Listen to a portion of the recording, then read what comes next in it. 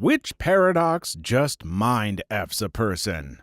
Story 1. One of my favorites is Zeno's paradox. In order to leave my apartment, just for example, I have to walk halfway to my front door. Then I have to walk half the remaining distance, then half that distance ad infinitum. In theory, I should never be able to reach the door. Now, I love this paradox because we've actually solved it. It was a lively, well-discussed debate for millennia.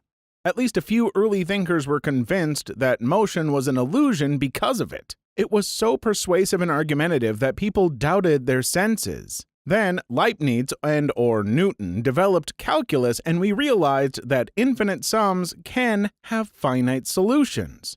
Paradox resolved. It makes you wonder what calculus we are missing to resolve some of these others. Edit. A lot more people have strong opinions about Zeno's paradox than I thought. To address common comments, 1. Yes, it's Zeno, not Zeno. Blame autocorrect and my own fraught relationship with homophones.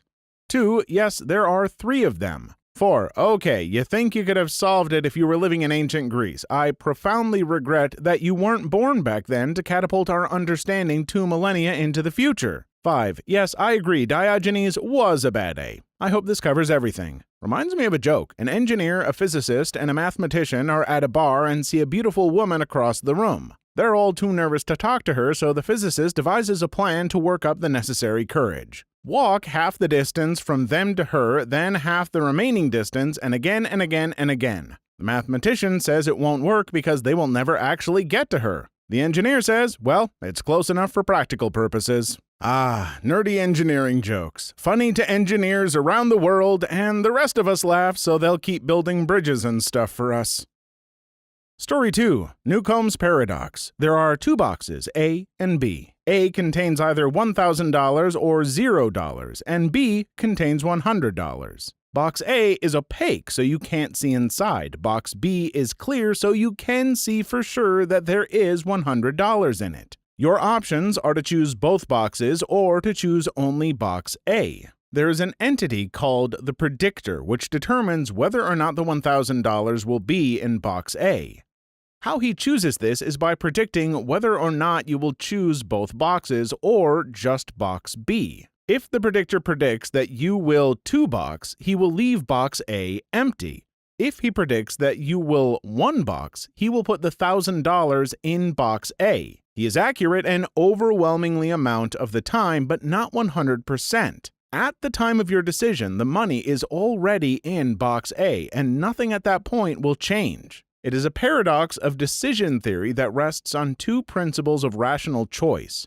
If the money is already in box A or out of box A, then you should put 2-box. Here, your options are getting either $100 if box A is empty or $1,100 if box A is full. If you 1-box and pick only box A, then your options are $1,000 if full or $0 if empty. However, statistically, if you 1-box, your chances of getting more money increase. Robert Nozick summed it up well. To almost everyone, it is perfectly clear and obvious what should be done.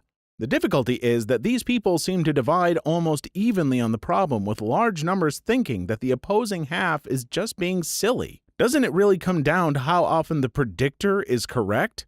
If it's 99% of the time, then you should have 1-box, but as his accuracy drops, the expected value of 2-boxing increases until it eventually surpasses 1-boxing. Good grief, whatever happened to just putting a cat in a box and wondering if it was a vampire or whatever that was about? This is too much for how early I'm recording this. Story 3. How anything began. Whether you believe in creationism or the Big Bang, etc., where did the beginning come from? God had to have started at some point. Those atoms that exploded into the universe had to come from somewhere. Where the F did anything come from? A long time ago. Actually, never, and also now, nothing is nowhere. When? Never. Makes sense, right? Like I said, it didn't happen. Nothing was never anywhere. That's why it's been everywhere. It's been so everywhere, you don't need a where, you don't even need a when. That's how every it gets. Forget this. I want to be something, go somewhere, do something. I want things to change. I want to invent time and space and know it's possible because everything is here and it probably already happened. I just don't know when to start, and that's exactly where it started. Story 4. The UK triple lock that people moving into the UK experience. Need proof of address and photographic ID to open a bank account. Need a bank account and photographic ID to rent a place. Need a bank account and an address to get sent your photographic ID. Checkmate, atheists.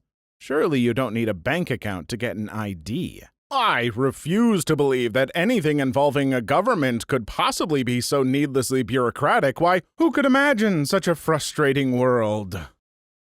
Story 5. The ship of Theseus always kinda effed with me. So, there's this Greek dude called Theseus, and he's on a very long boat trip home. His ship needs a repair, they stop, replace a few rotten boards, and continue. Due to the particularly strenuous nature of this very long trip, several more of these stops for repairs are made, until by the very end, not a single board from the original vessel remains. Is this still the same vessel? If not, when did it cease to be? Additionally, devoted followers of Theseus saved all of the worn pieces as they were replaced and rebuilt the ship with them. Now, which ship is truly the ship of Theseus? Seems to be a great discussion piece, but in the end, it comes down to interpretation. I like that paradox more when it involved an axe and the man I beheaded, but that's just me. If you get that reference, you better say so in the comments. Story 6.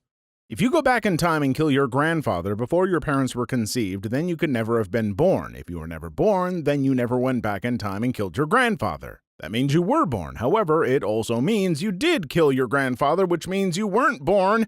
Time travel is impossible. The moment that time travel is invented is the moment that it's destroyed. It creates unlimited customization possibilities of the universe, which makes all possibilities occur simultaneously, which means that someone, somewhere, sometime will decide that time travel was a bad idea to go back in time and kill the person that made time travel or make it not possible in some way. There will never be time travel because time travel is its own worst enemy. Story 7. The Boltzmann Brain. The idea goes something like this. In any system, there is a tendency for entropy to increase, which is another way of saying that everything tends to spread out. In a room full of gas, the gas fills the room. It does not pack itself in a corner. However, because of the weirdness of quantum fluctuations, it is possible for particles to just spontaneously arrange themselves into more complex configurations. It may take trillions and trillions of years, but if you watched that room full of gas long enough, sooner or later you would see all of the gas pack itself into one corner before spreading out again. Or you might see the gas arrange itself into a fully functioning human brain, complete with false memories, senses, and a brief spark of consciousness. Of course, entropy would quickly take over again. The brain would dissolve back into gas almost immediately. This is also hideously unlikely. But over an infinite time, the laws of physics tells us this is not just likely, it is inevitable. So, which are you? Human or Boltzmann brain enjoying the briefest moment of your fictional life before you dissolve back into space dust? There's a joke I heard on this. Dr. Humdinger visits the same ice cream shop every day. He sits at the corner and orders 2 ice cream sundaes, one for him and one at the empty seat beside him. Every day he finishes his ice cream and leaves the other. He pays for both and leaves. After a week of this, the owner asks about this. The doctor explains, "I'm a theoretical physicist. It is theoretically possible for the matter above this stool to spontaneously coalesce into a suitable mate. I want there to be ice cream ready for them." The owner replies, "Well, okay, but there are plenty of people in this shop every day. Why don't you strike up conversations? Maybe you'll find a suitable mate among them." Sure, but what are the odds of that? Can you imagine being a Boltzmann brain, having that one fleeting moment of consciousness, and what you end up experiencing, remembering in that flicker of life, is listening to me talk to you on this YouTube video? I'm flattered. Please like and subscribe if you've made it this far. I hope you'll enjoy the rest of the video and have a wonderful day. Story 8. Fry becoming his own grandpa. He did do the nasty and the pasty. Story 9. Jim is my enemy, but it turns out that Jim is also his own worst enemy, and the enemy of my enemy is my friend, so Jim is actually my friend. But because he is his own worst enemy, the enemy of my friend is my enemy, so actually Jim is my enemy, but I see. Well, Jim needs to learn self-love then. LOL. Story 10. Pinocchio says, "My nose will grow after I finish this sentence." Does it? Depending on if lying is a necessary condition for growth or merely a sufficient one. I frequently see Pinocchio resolved based on the intent of the speaker to tell the truth or lie. Otherwise, his truth can be used to learn absolute truths you have no other way of proving. It could even speculate about future events if X will do Y is considered a true or false statement. Pinocchio, I need you to say, God is real. But, Papa, I don't think we should mess with such truths. Do it! I need to know if I'm going to hell for my crimes. What crimes? Never you mind. What am I doing? Story 11. If you asked Rick Astley for his copy of Disney Pixar's Up, do you think he'd give it to you? Because think about it. He's never going to give you up. But at the same time, if he doesn't give you up, then he'll let you down. But he's never going to let you down. So which is it? At that point, he'll just have to say goodbye and desert you. Story 12. The bootleg paradox. The main example is Beethoven, so I'll use him. If you were to go back in time, you would see Beethoven, but when you get there, you cannot find Beethoven anywhere. But you have all of his music sheets. So you create all of Beethoven's music, so technically you are Beethoven. Now the real question is, where did the music come from, and how did the name Beethoven come to be? Edit. There, I put in periods. Isn't that bootstrap? Story 13. Gabriel's trumpet. Imagine a horn shaped like this, but is infinitely long. Let's say the diameter at the start is 1 foot, and every foot of length, the diameter is cut in half. Now, let's figure out how much paint it takes to paint the inside of the horn. Well, that's infinite. It has an infinite length, so it has an infinite surface area. But wait, there is an upper bound for the volume of this horn. You can intuitively put a box around the first 2 feet and realize that as the horn gets thinner and thinner, it can fit into the space left in the first 2 feet. So then if you were to just have a bucket of paint the size of that box, you could just dump all the paint in there and it would fill up the trumpet, right? But yet it has an infinite surface, so maybe not. You can use calculus to find a finite solution to an infinite problem. Yep, this is just that first story about Zeno's paradox, but now we're painting a horn for some reason. Repackaging paradoxes like this, how dare you? Story 14. Psychology. Psychology is defined as the study of the human brain. That would mean that the human brain is teaching, studying, and learning from itself all at the same time. In a sense, the brain is the teacher, the textbook, and the student at the same time. If the brain were so simple we could fully understand it, we'd be so simple that we couldn't. Story 15. Paradox Interactive. Every time they release a new DLC, everyone loses their damned minds. Stellaris has entered the chat. Story 16. So I know this is just a silly thing, but at my old job, my department was good service. In our prep room, you had to always wear an apron. Always. No exceptions. When leaving the prep room, you had to take your apron off to prevent cross-contamination. The bosses were trying to figure out where to put the hooks, inside in the back of the door or outside on the wall. Story 17. Cole's Law. Very simple. Some love it, but I can't stand it. Very common, too. Why the F did I Google that? Alright, well now I gotta know what it is, so I'm gonna Google it. God damn it. Yeah, they got me, and I'm not gonna spoil it if you don't already know it. If I had to groan at this, so do you. Story 18. Can a man drown in the fountain of eternal life? Yes, the fountain only prevents aging. Drink the fountain and get beheaded, you're dead.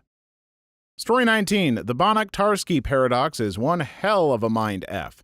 It's basically taking something and rearranging it to form another exact copy of itself while still having the complete original. Like taking a sphere which has infinite points on it and drawing a line from every point on its surface to the center or the core of the sphere. Then you separate the lines from the sphere, but because there are infinite points, you now have an exact copy of the original sphere. It's kind of hard to explain here, so just watch the sauce video on it for a more in-depth explanation. One anagram of Banach-Tarski that I like is Banach-Tarski, Banach-Tarski. Also, thanks, Baraki. Story 20. Takes experience to get the most decent jobs, but how do you get a good job without experience? Work a crappy job. Story 21. My favorite ones are anything related to time traveling and changing the future so that traveling back in time wouldn't be necessary and therefore nobody traveled back in time and changed the future. To say it quite simple. I travel through time all the time. I'm doing it right now. Thus far, I've only mastered traveling through it forward at regular speed, but sometimes when I have an edible, I feel like I can alter it. Eventually, I'll slow it down enough to reverse directions. You'll see. Story 22. The universe either has to be infinite or we're in a box. However, if you ever reached the end that closes the universe in, it would be impossible for something to not be on the other side of that enclosure. At least to us, since nothingness doesn't really exist in human perception. Those aren't the only options. Imagine space that loops. If you go to a certain distance, you reach your starting point again. Walking on a sphere is like this. You're on a 2D surface with no boundaries, yet it's finite. It loops around. Please leave your story in the comments. I would love to make a video on them in the future. Also, don't forget to like and subscribe.